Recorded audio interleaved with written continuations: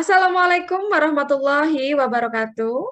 Perkenalkan, nama saya Anis Indah Haryanti, SEMSIAK, merupakan dosen pada Prodi Akuntansi Fakultas Ekonomika dan Bisnis Universitas Peradaban. Pada kesempatan kali ini, saya akan menyampaikan teknik pembelajaran pada salah satu mata kuliah yang saya ampu, yaitu Pengantar Akuntansi 1. Sebelum sampai kepada teknik pembelajaran, akan saya sampaikan terlebih dahulu untuk deskripsi mata kuliah Pengantar Akuntansi 1. Mata kuliah ini memiliki kode mata kuliah K1811 AKT 2301. Mata kuliah ini bersifat wajib yang ditempuh oleh mahasiswa semester pertama. Mata kuliah ini memiliki bobot 3 SKS yang membahas tentang konsep dasar akuntansi dan siklus pencatatan akuntansi yang terdiri atas pencatatan transaksi ke dalam persamaan dasar akuntansi maupun jurnal, posting ke buku besar, pencatatan neraca saldo, jurnal penyesuaian, neraca saldo setelah penyesuaian, hingga menjadi laporan keuangan sederhana yang dapat digunakan sebagai dasar pengambilan keputusan baik pihak internal maupun eksternal perusahaan. Capaian pembelajaran yang diharapkan pada mata kuliah Pengantar Akuntansi 1 ini diharapkan mahasiswa mampu yang pertama, menjelaskan konsep dasar akuntansi, konsep pengukuran, penyajian, dan pengungkapan laporan keuangan, konsep pencatatan, penggolongan, pengikhtisaran, dan pelaporan akuntansi. Yang kedua, diharapkan mahasiswa terampil dalam membuat analisis perbedaan jenis-jenis transaksi dan mekanisme debit kredit. Yang ketiga, diharapkan mahasiswa terampil membuat jurnal umum, jurnal khusus, buku besar, jurnal penyesuaian, neraca saldo, kertas kerja, dan laporan keuangan pada perusahaan jasa, perusahaan dagang, dan perusahaan manufaktur. Buku referensi yang digunakan diantaranya adalah buku karangan Wegan dan kawan-kawan yang berjudul Pengantar Akuntansi 1 berbasis IFRS. Dan juga kita mengacu pada standar akuntansi keuangan yang diterbitkan oleh Ikatan Akuntan Indonesia. Selain itu, mahasiswa juga diperbolehkan menggunakan buku-buku yang relevan dengan mata kuliah Pengantar Akuntansi 1.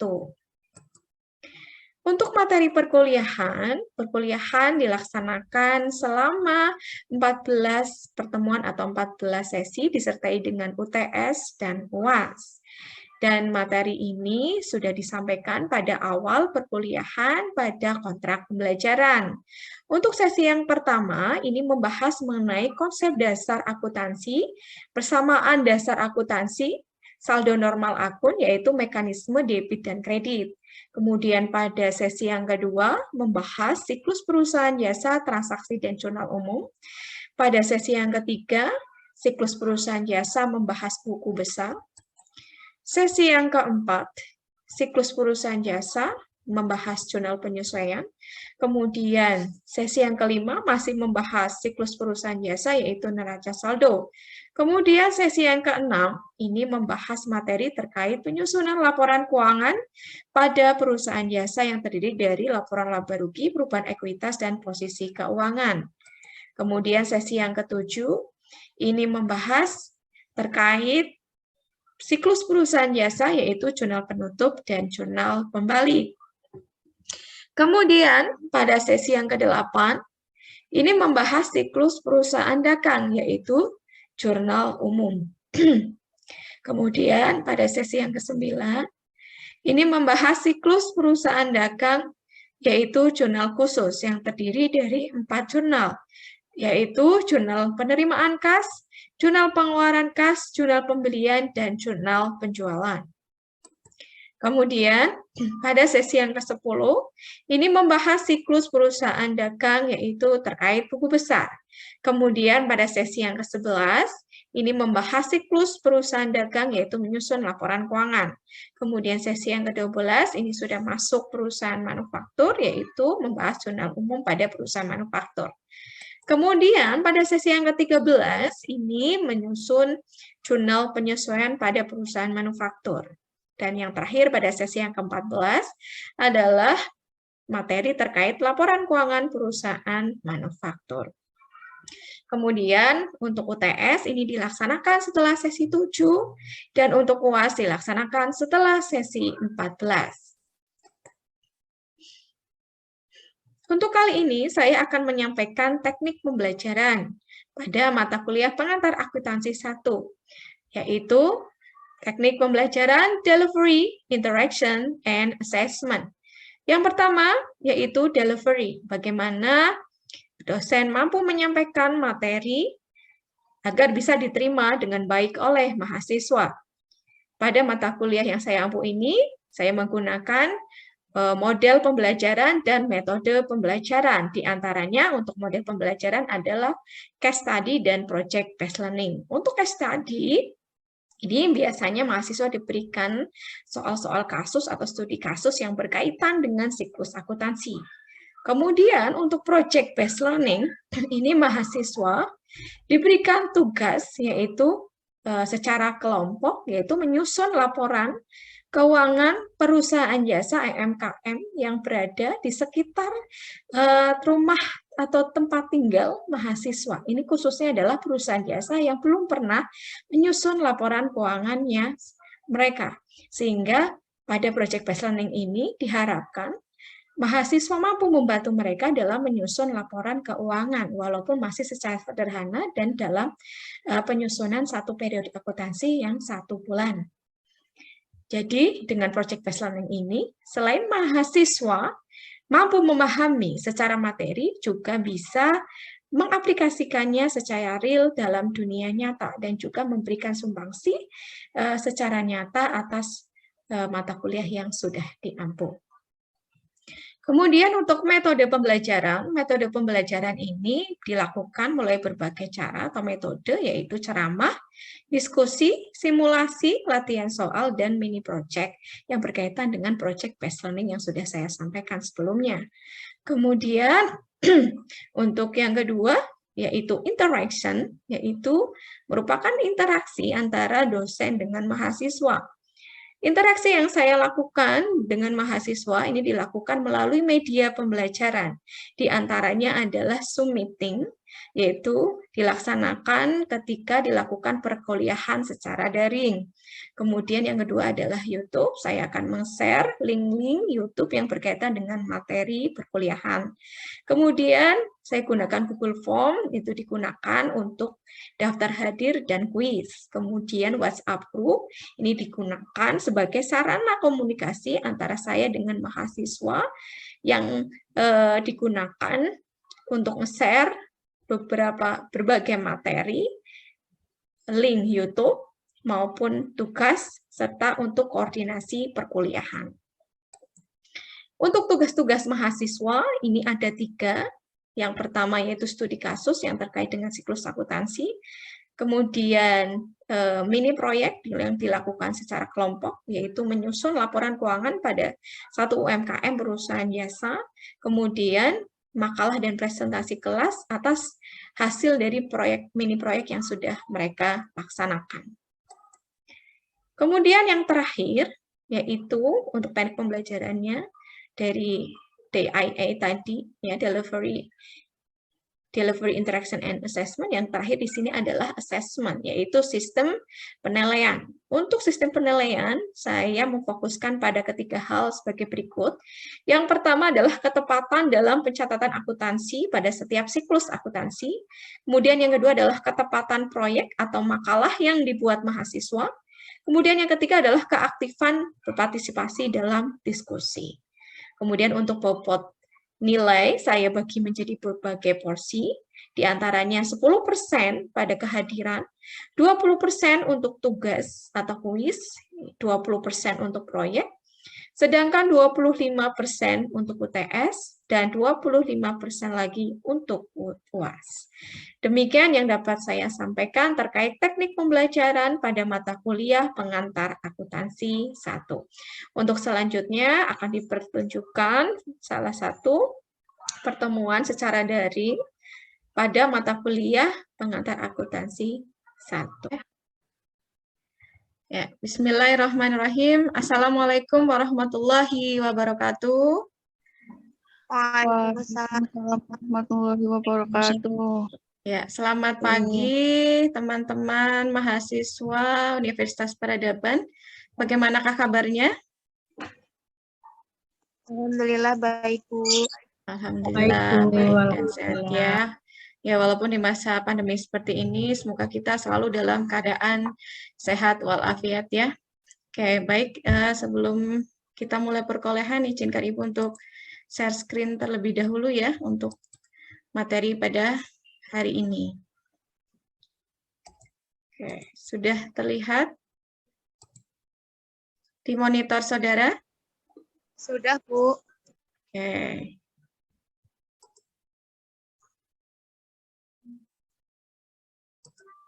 Oke. Ya. Baik, seperti biasa sebelum kita mulai perkuliahan hari ini, mari kita mulai dengan membaca doa terlebih dahulu ya, karena kita muslim semua, mari kita berdoa untuk mendapatkan ilmu yang berkah ya dan bermanfaat.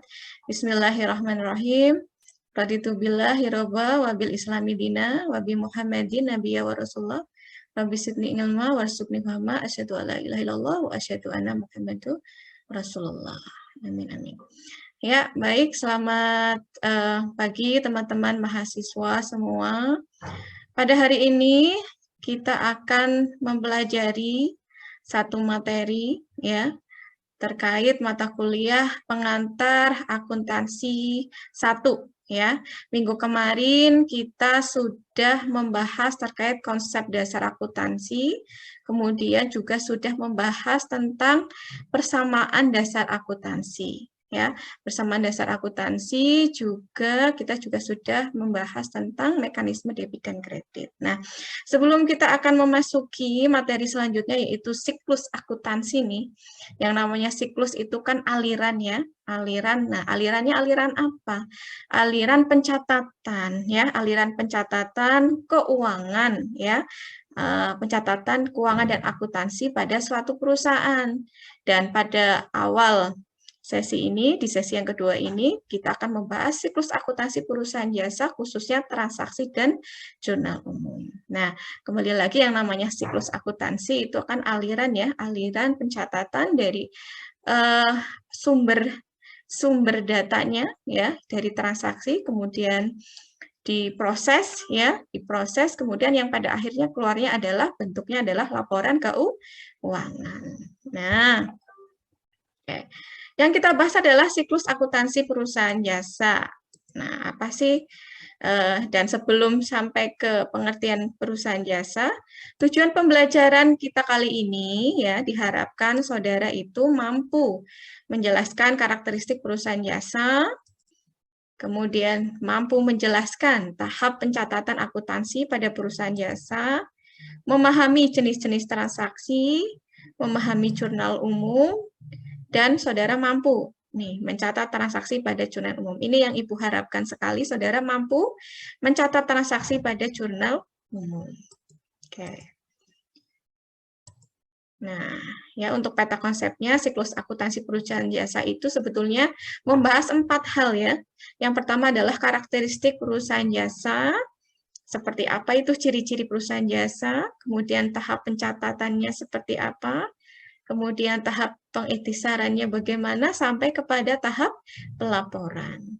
Nah, untuk pertemuan kali ini kita baru pada tahap karakteristik perusahaan jasa dan tahap pencatatan awal, yaitu di jurnal umum. Oke. Nah, siklus akuntansi ya. Siklus akuntansi itu dimulai dari mana? Yaitu adanya bukti transaksi ya. Dari bukti transaksi ada nota, ada kwitansi, ada memo dan sebagainya. Kemudian dianalisiskan transaksi itu berpengaruh pada akun-akun apa saja, kemudian nanti di jurnal. Setelah di jurnal, kemudian diposting ya, diposting di buku besar. Kemudian diikhtisarkan pada neraca saldo, kemudian dari neraca saldo dibuatkan jurnal penyesuaian. Dari jurnal penyesuaian kemudian baru dibuatkan laporan keuangan. Nah, setelah itu belum selesai ya, karena harus dibuatkan jurnal penutup. Nah, itu merupakan siklus akuntansi dari awalnya bukti transaksi sampai dengan membuat laporan keuangan. Dan ini terakhirnya adalah jurnal penutup. Nah, oke. Nah, kita pada pembahasan karakteristik perusahaan jasa. Nah, sebelumnya Ibu mau nanya nih, contoh perusahaan jasa itu apa ya? Monggo. Gojek, Bu. Mbak Sosan ya. Oke, Mbak Sosan. Tadi apa disebutkan perusahaan jasa? Gojek, Ibu. Gojek, ya. Dia jasa apa itu, Mbak Sosan? Berarti jasa pelayanan transportasi. Oke, pelayan transportasi. Jadi jasa transportasi ya. Oke, terima kasih Mbak Sosan. Ada yang bisa disebutkan lagi? Contoh perusahaan jasa. Banyak sekali di sekitar kita. PT Indosat mungkin. Oke, PT Indosat. Ya, itu sudah besar ya. Perusahaan apa itu, Mbak? Telekomunikasi. Iya, Mbak siapa tadi ya? Yutni. Oke, Mbak Dwi Yutni ya. Contohnya lagi itu adalah telekomunikasi ya, jasa telekomunikasi, ada Indosat, ada Telkomsel gitu ya. Nah, ada lagi yang paling dekat, yang kecil-kecil. Di sekitar kita coba, yang jasa. Itu ya Bu, laundryan kayak gitu ya Bu. Oke, ya, jasa laundry ya, itu juga termasuk. Salon gitu kan. Bengkel kan termasuk jasa ya. Oke. Nah, kalau jasa itu apa sih yang dijual gitu? Kalau misalkan perusahaannya dagang itu kan kita jual ada barangnya ya. Misalkan nih jual beras, berarti ada berasnya yang dijual ya. Nah, kalau jasa sebetulnya apa sih yang mereka jual perusahaan Keahlian itu? bukan Apa, Mbak? keahlian. Keahlian. Kalau keahlian ya bisa jadi. Ada lagi yang berpendapat apa sih yang mereka jual sebetulnya perusahaan jasa? Tenaga. Tenaga, ya. Oke, ada lagi? Pelayanan. Apa? Ya, Mbak? Ya, bisa ya jasa ya, bisa dari keahlian, kemampuan, keterampilan ya. Yang sebetulnya utamanya adalah pelayanan ya. Pelayanan atau servis gitu ya. Dan intinya seperti itu untuk perusahaan jasa. Nah, perusahaan jasa ini kalau didefinisikan ini adalah perusahaan yang kegiatan utamanya adalah membuat produk tetapi tidak berwujud. Nah, tidak berwujud.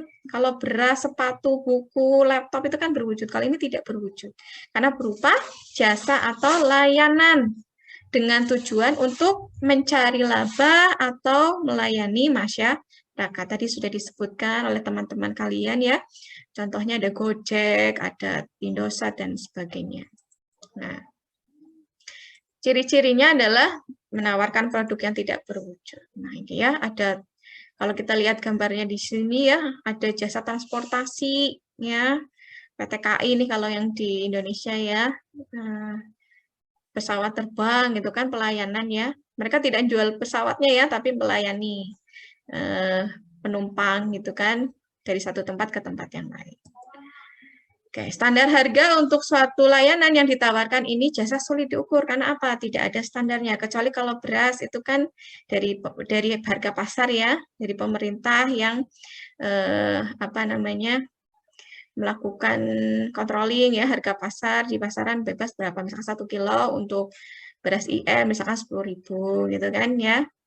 Nah, kalau yang jasa ini biasanya sendiri-sendiri ya. Untuk pengukurannya jasa, misalnya jasa konsultasi keuangan untuk tiap-tiap konsultan itu berbeda ya antara satu konsultan dengan konsultan lainnya. Oke. Nah, itu definisi atau karakteristik dari perusahaan jasa. Nah, sekarang kita kepada awal dari siklus akuntansi pada perusahaan jasa. Nah, yang namanya perusahaan itu pasti melakukan transaksi keuangan ya. ya, transaksi keuangan ya, bisa pembelian barang, peralatan gitu ya, atau mendapatkan pendapatan, mengeluarkan kas untuk membayar biaya-biaya tertentu. Nah, nah, kejadian-kejadian itu atau kegiatan-kegiatan ekonomi itu biasanya disebut dengan transaksi. Nah, transaksi ini diwujudkan dalam bukti transaksi. Nah, apa sih sebetulnya pengertian transaksi? Kalau menurut KBBI, ini transaksi adalah merupakan bentuk persetujuan jual beli dalam kegiatan perdagangan antar pihak pembeli dan juga pihak penjual, di mana objek pengukurannya dapat dinilai dengan mata uang, serta dapat memengaruhi laporan keuangan yang dibuat dalam sistem akuntansi. Ya, pencatatan atas kegiatan transaksi tersebutlah yang biasanya dikenal dengan bukti transaksi. Oke. Kira-kira transaksi apa saja sih yang sering terjadi? Pembelian, Siswa? Jualan, pembelian. Ya, Mbak Anggi. pembelian, Ya, tur, jualan, pembelian, ada retur. Apalagi ya? Jualan, pembelian.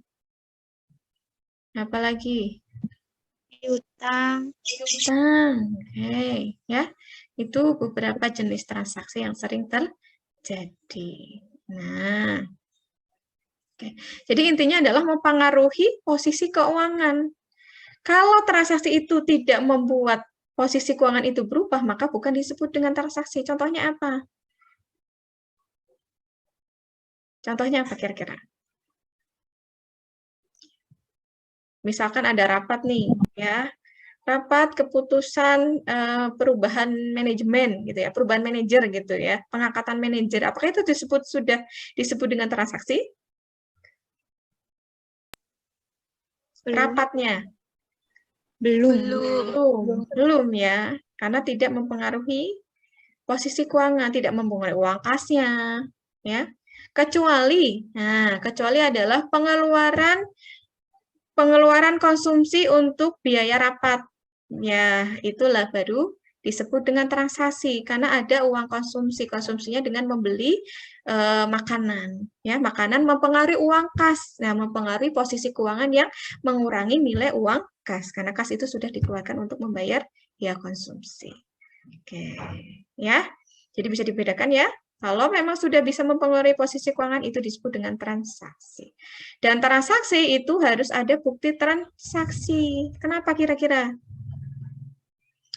Kenapa kira-kira transaksi itu harus dibuktikan dengan bukti transaksi? Karena sebagai bukti pertanggungjawaban yang sah. Ya, bukti pertanggungjawaban yang sah, kemudian sebagai dasar untuk pencatatan akuntansinya. Coba kalau tidak ada buktinya, kita mau nyatat dari mana? Dari omongan? Kan tidak mungkin ya, jadi memang harus ada bukti transaksi. Oke. Contoh-contoh bukti transaksi coba. Ada yang bisa menyebutkan? Mbak Yuni mungkin. Mbak Yuni tadi, Mbak Wilda. nota, Bu. Ya. Nota, Bu. Nota, apalagi? Tur. Retur, terus. Cek, Bu. Cek. Iya. Ada semua di sini ya. Tadi betul, tadi sudah disebutkan. Jadi transaksi itu kan ada yang sifatnya intern ya. Intern itu di dalam perusahaan. Dan juga ada transaksi yang berhubungan dengan pihak ketiga atau ekstern. Ya, kalau intern itu biasanya memo ya, tolong dibayarkan ya untuk biaya transportasi sekian gitu ya. Nanti dari bagian pimpinan, direktur pada manajer atau bagian keuangan gitu ya. Nah, kemudian transaksi kalau sifatnya berhubungan dengan pihak luar ini biasanya buktinya adalah berupa faktur penjualan, faktur pembelian, nota ya, sudah sering saudara lihat, kemudian ada cek, kemudian ada kwitansi, kemudian bukti lainnya ini bukti pertanggungjawaban yang sah, contohnya bisa biliet giro, atau kalau sekarang sudah pakai online ya, invoice yang berupa online itu juga sebagai bukti pembayaran ya, atau transaksi gitu ya, itu bukti-bukti transaksi. Oke, nah Dari transaksi, nah dari transaksi itulah, kan ada bukti transaksi ya, harus disertai dengan bukti transaksi. Nah ini adalah awalnya kita catat di mana di akuntansinya, yaitu di jurnal umum. Umum. Nah, apa sih sebetulnya jurnal umum? Nah, jurnal umum adalah formulir ya. Formulir yang digunakan sebagai tempat untuk mencatat seluruh transaksi perusahaan yang dilakukan secara kronologis berdasarkan urutan waktu. Ya, jadi harus urutan waktu nih. Nah, dengan menunjukkan rekening yang didebit dan dikredit beserta jumlahnya. Ya. Jadi di sini utamanya adalah mencatat transaksi secara urutan waktu yang menunjukkan ada yang didebit dan ada yang dikredit beserta jumlahnya. Nah, untuk bentuknya seperti apa? Nah, ini bentuknya ya untuk jurnal umum. Oke, namun sebelum ke bentuknya, ya, jadi di dalam proses jurnal umum itu kan ada proses debit dan kredit ya. Nah, saya coba ingatkan kembali nih. Ya, kalau akun itu kan sebetulnya digolongkan menjadi 5 ya. Ada aset, ada liabilitas, ada ekuitas, ada penghasilan atau pendapatan, dan juga ada beban. Ya, kalau aset saldo normalnya apa? Debit. Ya, ya. Kalau utang? Kredit. Kredit. Kalau modal atau ekuitas? Kredit. Kredit. Kalau penghasilan? Kredit. Kredit. Kalau beban? Debit ya. Nah, ya. Penambahan. Nah, jika ada transaksi kemudian dari akun-akun ini bertambah, ya, untuk golongan aset dan beban kalau bertambah itu adalah di sisi debit. Ya. Kalau sebaliknya jika berkurang asetnya nih contohnya kas ya, kasnya berkurang maka dia akan di sisi kredit. Ya. Nah, sebaliknya kalau liabilitas, ekuitas dan penghasilan kalau bertambah justru di sisi kredit. Ya, mengikuti saldo normalnya. Sebaliknya kalau berkurang maka di sisi debit. Oke, saya minta coba jarinya coba 5 jarinya diangkat semua coba. Oke ya. Tangan saya tembem-tembem ya. Kelihatan nggak? Oke. Nah, oke. Nah, 5 boleh deh. Nah, ini ya yang yang jempol sama jempol ini adalah aset karena dia gede gitu ya, aset. Kalau ini adalah beban ya. Yang 3 ini apa? 3 ini adalah liabilitas, ekuitas dan penghasilan.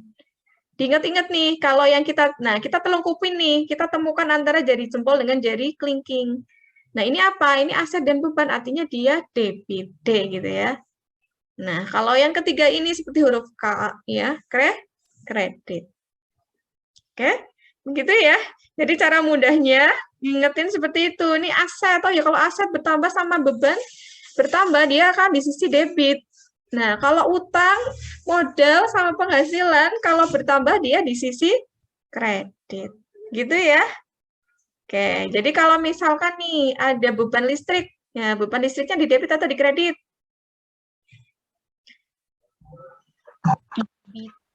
Ada beban di debit ya. Kalau baru utang nih, muncul utang, utangnya diapain? Debit atau di kredit?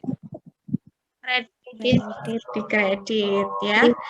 Kalau misalkan ada penanaman modal awal nih, modalnya di mana? Kredit. Modalnya di kredit, betul ya. Jadi sudah paham ya untuk konsep. Iya. Jadi saudara memahami konsep ini terlebih dahulu ya, normal akunnya seperti apa. Setelah ini mudeng, mau transaksi apapun, insya Allah bisa saudara jurnalkan. Ya, pahami ini dulu konsep. Oke, ini untuk saldo normal akun. Nah, untuk bentuknya seperti apa? Oke, untuk bentuknya, untuk standar ya atau umumnya,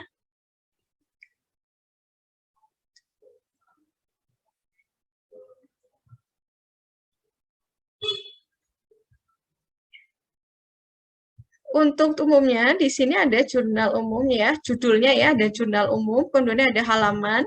Untuk kolom-kolomnya di sini ada beberapa kolom ya. Ini ada kolom A, kolom tanggal. Ini adalah merupakan tanggal kejadian transaksi. Kemudian yang B di sini adalah keterangan. Ini untuk mencatat ayat-ayat jurnal transaksi ya. Jurnal transaksi ini nama akun-akunnya sama keterangan transaksinya untuk transaksi apa gitu ya. Kemudian untuk kolom C ini adalah referensi, merupakan tanda ayat jurnal yang telah diposting. Jadi kalau misalkan ini akunnya sudah terposting, baru kita isi. Isinya adalah nama nomor akunnya. Kemudian debit ini adalah untuk kolom debit ya. Untuk kolom debit ya, ini diisi nominalnya, jumlahnya. Dan kemudian untuk yang E di sini adalah kolom kredit ya. Kolom kredit, akunnya kredit yang isinya angkanya di kolom kredit, angkanya. Kemudian yang F ini adalah judul jurnal ya, jurnal umum. Kemudian kolom G di sini adalah halaman jurnal, karena halamannya bisa lebih dari satu ya, halaman 1 misalkan. Untuk selanjutnya ya halaman 2 ya. Untuk langkah-langkahnya seperti apa? Ya, untuk mencatatkan transaksi ke dalam jurnal umum, yang pertama adalah catatlah tanggal transaksi. Jadi ditulis dulu tanggalnya ya pada kolom tanggal. Jadi di sini kalau misalkan transaksi ini adalah di bulan Januari tahun 2021 ya di sini tulis ya. Kalau penulisannya pada umumnya adalah tahun dulu 2021 ya. Baris yang kedua adalah bulannya Januari. Kemudian di kolom tanggal di sini ada kolom kecil ya. Nah, kolom kecil ini adalah ditulis untuk tanggalnya. Jadi tahun sama bulan ditulis sekali, untuk tanggal ditulis tanggalnya. Ya. Jadi tahun, bulan dan tanggalnya. Tanggal transaksi. Kemudian setelah itu isilah kolom kode bukti pembukaan dengan nomor bukti transaksi. Kemudian setelah itu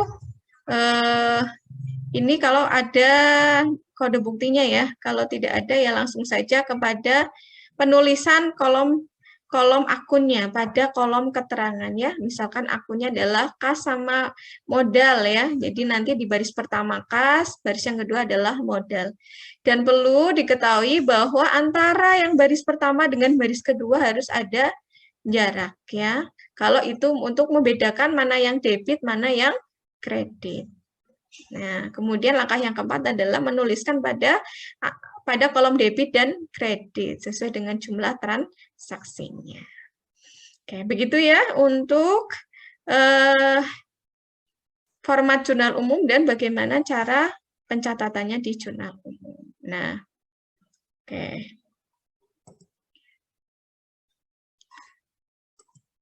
Ya, ini baik kita langsung saja contohnya ya.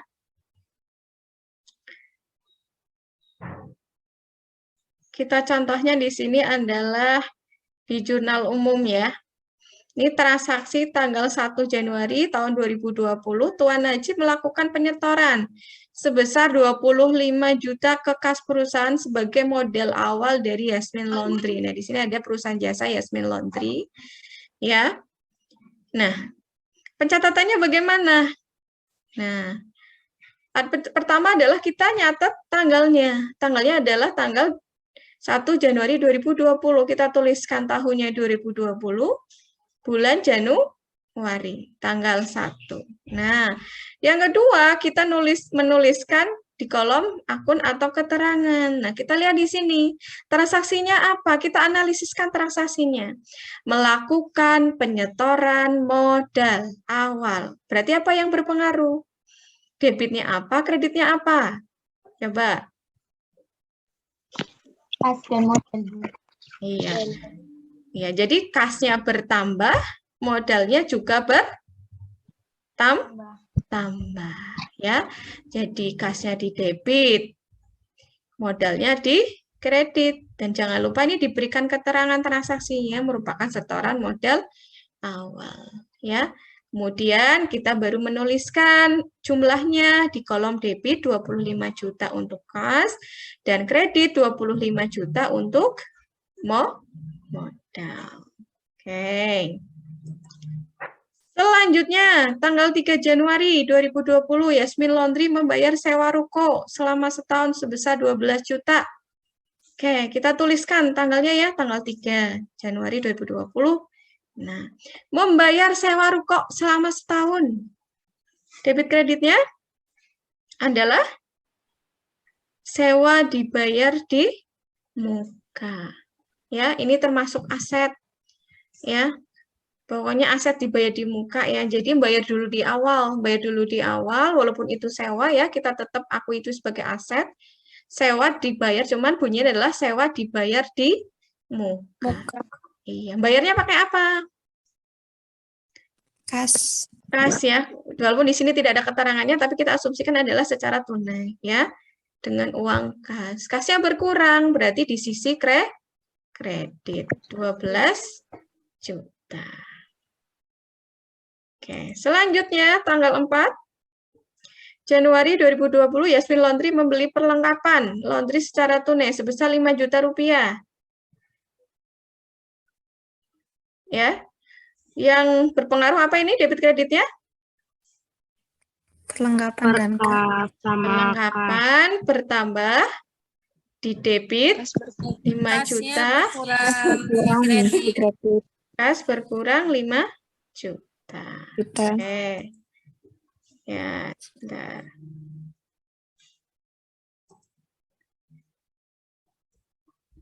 Di sini Ibu ada soal kasus, nanti saudara coba masukkan transaksi ini ke dalam formulir jurnal umum, ya. Formulir jurnal umum, ya. Ada tanggal, kemudian ada keterangan, kemudian ada referensi, ada debit dan kredit, ya. Nanti di tanggalnya ada 2 kolom, ada kolom tahun, bulan, dan tanggalnya, ya. Silahkan sambil dibuatkan, ya. Oke. Oke, silahkan ya dibuatkan ya. Nah, sudah? Suaranya. Bu. Oh ya, sudah dibuatkan ya di kertas ya. Kembali ke soal lagi ya, Bu. Oke, ya, nanti kita kembali ke soal. Suara mic on ya, Pak? Suaranya di onin aja, di unmute, ya. Oke, kita jawab bareng-bareng ya. Oke, yang pertama. Oke, yang pertama. Tanggal 5 Januari. Nah, Pak Hari ini melakukan investasi ke perusahaannya. PT Hari mulai bersama, ya, namanya PT Hari mulai bersama, senilai 100 juta. Oke. Ada yang bisa jawab? Debit kreditnya apa? Silakan Mbak Devtiasa ya. Oke, silakan Mbak Devtiasa. Iya, Bu. Mbak Devti. Jadi yang tanggal 5 Januari itu, iya, Ya. Bu. Jadi yang tanggal 5 Januari itu pas di debit 100 juta. Terus modal di kredit 100 juta. Oke, betul ya.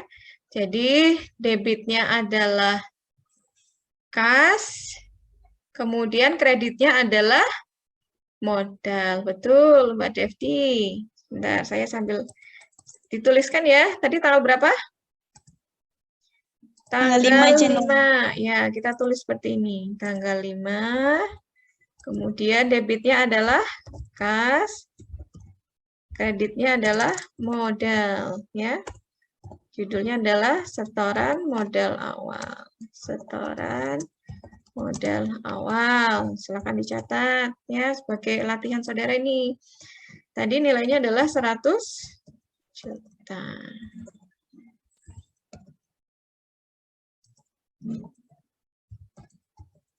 Oke.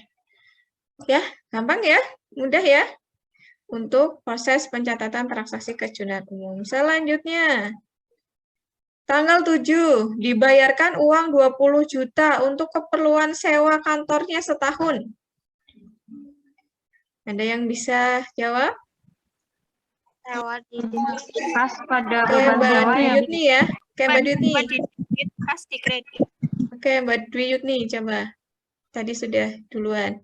Mbak Dwi Yutni? Iya, Bu. Hmm. Berarti bayar di muka di 20 juta dan kas di kredit 20 juta. Oke, ya. Jadi, sewa dibayar di muka 20 juta sama? Sewa dibayar di muka sama kas ya? Kas. Nah, berapa tadi ya nilainya? 20 10 juta. juta. Betul. Roy, Oke, saya tanggal tinggalan kantin. di-unmute ya.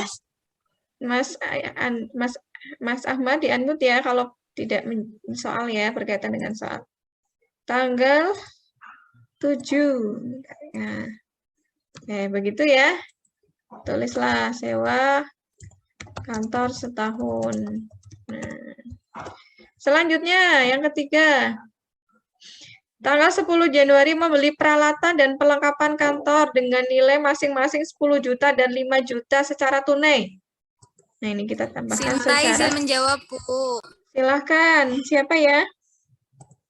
Sinta, Bu. Oke, silakan Mbak Sinta. Gimana nih debit kreditnya? Peralatan dan perlengkapan tunai 10 juta dan 5 juta. Jadi, di peralatan dan perlengkapan di debit. Peralatan sebesar 10 juta di debit, perlengkapan 5 juta di debit. Kreditnya itu kas besar 15 juta. Oke, betul ya. Betul sekali. Tanggal 10. Ya, tanggal 10. Kita tulis di sini ya, walaupun ada 3. Nah, walaupun ada 3, tulisnya 3. Peralatan, perlengkapan, debit, kreditnya adalah kas. Oke, peralatannya 10 juta.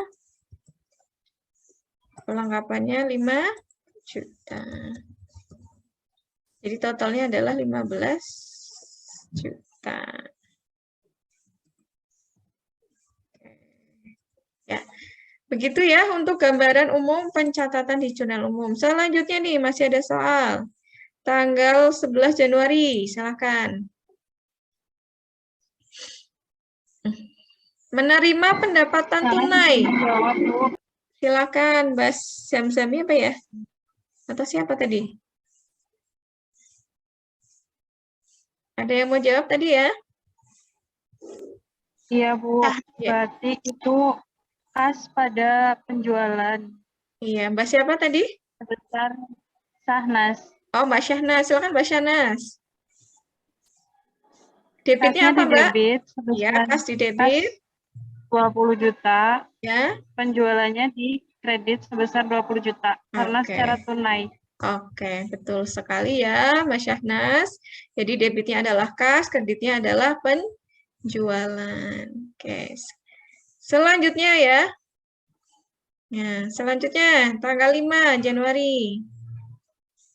Pendapatan kredit. Nah, pendapatan kredit. Pendapatan kredit dari Intan 30 juta dengan termin 210 N30. Silahkan dijawab. Nih, tadi yang tunai tanggal, bentar ya. Kayak ini. Pendapatan kredit, ada yang mau jawab? Tanggal 12? Sahnas, Bu. Siapa? Sahnas. Oh, Syahnas lagi, silakan Mbak Syahnas. Kalau kredit? Berarti piutang usaha pada penjualan. Iya, betul ya. Kalau tadi tanggal 11 itu kas karena kredit, ya. Kalau tadi penjualan jasa ya. Yang debitnya, kalau yang tadi tanggal 11 itu 20 juta. Ya, 20 juta.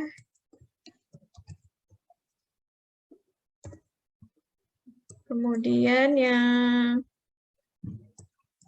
tanggal berapa tadi? Yang tanggal 12 itu piutang ya. Piutang.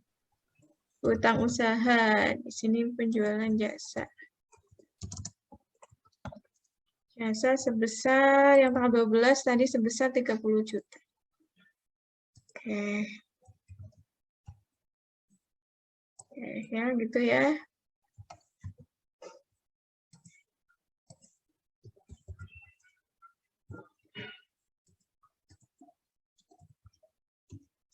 Oke, selanjutnya. Tanggal 20. Nah, pelunasan dari CV Intan yang tadi. Gimana nih debit kreditnya? Ada yang mau jawab?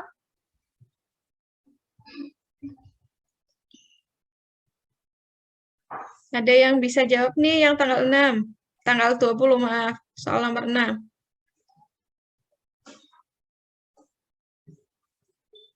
Mbak Duyut nih mungkin?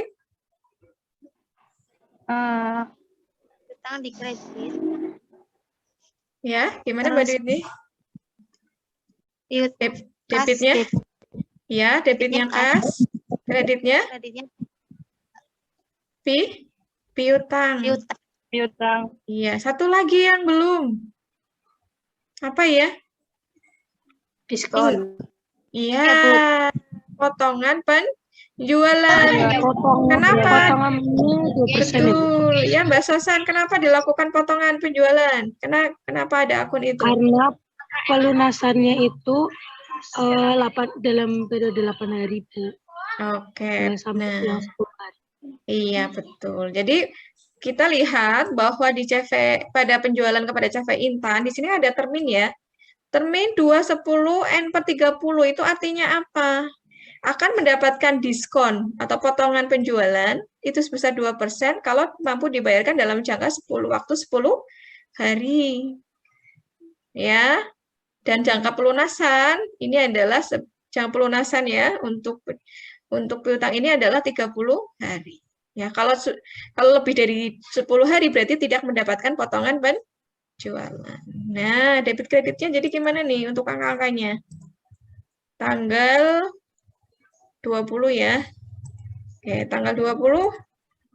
Jadi kasnya berapa?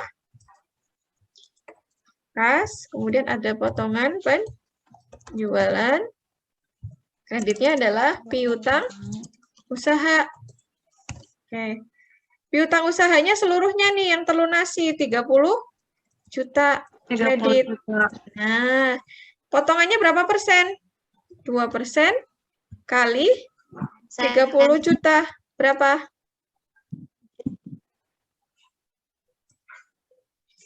Berapa 2% kali 30 juta? 150.000 ya? 150.000. Jadi kasnya berapa?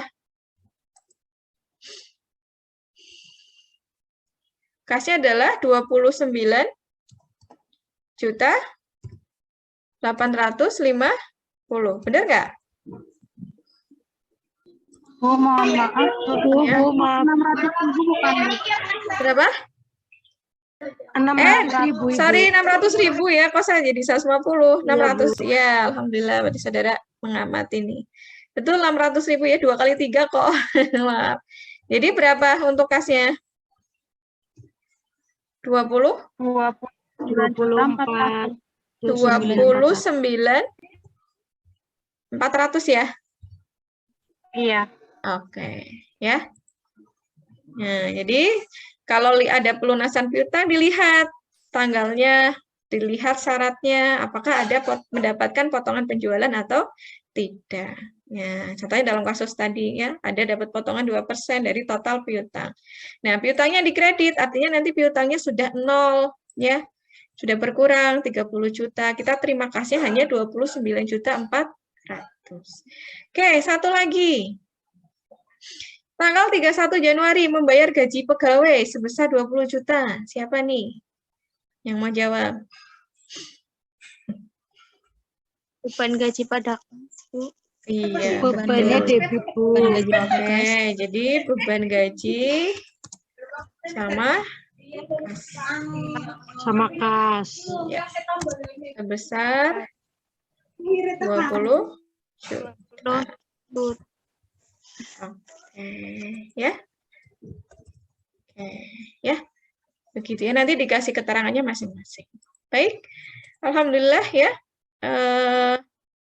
Untuk perkuliahan kita sudah selesai, saudara juga sudah bisa mengerjakan karena tujuan pembelajaran kita hari ini adalah saudara mampu untuk mencatatkan transaksi pada jurnal umum. Ya, tadi juga sudah mengerjakan soal dan jawabannya saudara juga sudah benar semua. Dan untuk pertemuan berikutnya di sesi yang ketiga nanti kita akan mempelajari lanjutan dari jurnal umum, yaitu apa? Posting ke buku besar. Ya. Besar. Iya, baik. Jadi inti pada hari ini kita sudah mencatat transaksi ya. Transaksi adalah apa tadi? Kejadian ekonomi yang mampu mempengaruhi posisi keuangan perusahaan. Dan transaksi harus disertai dengan bukti transaksi. Dan bukti transaksi nanti baru dicatat di jurnal umum. Ya, di jurnal umum adalah proses pendebitan dan pengkreditan dari transaksi yang telah terjadi secara kronologis. Baik, terima kasih teman-teman untuk kehadiran saudara pada perkuliahan hari ini. Semoga ada manfaat yang bisa kita ambil. Ya, kita ketemu insya Allah pada pertemuan yang berikutnya. Jangan lupa ya belajar ya pada buku yang sudah kita tentukan di kontrak pembelajaran sebelumnya. Semangat dan terima kasih. Oh ya, sebelumnya silakan isi daftar hadir yang ada di kolom chat ya, di Google Form, silakan diisi, jangan lupa. Ya, tinggal diklik, tinggal diisi ya, nanti terrecord di Google Form saya, siapa yang hadir pada hari ini ya. Oke, tidak ada pertanyaan atau ada pertanyaan sebelum saya tutup? Belum ada, Bu. Oke, sudah cukup ya. Oke, baiklah. Mari kita tutup perkuliahan pada hari ini dengan bacaan hamdalah bersama-sama. Alhamdulillahirrabbilalamin. Terima kasih. Wassalamualaikum warahmatullahi wabarakatuh. Waalaikumsalam warahmatullahi wabarakatuh. Terima kasih. Sampai jumpa. Sama-sama.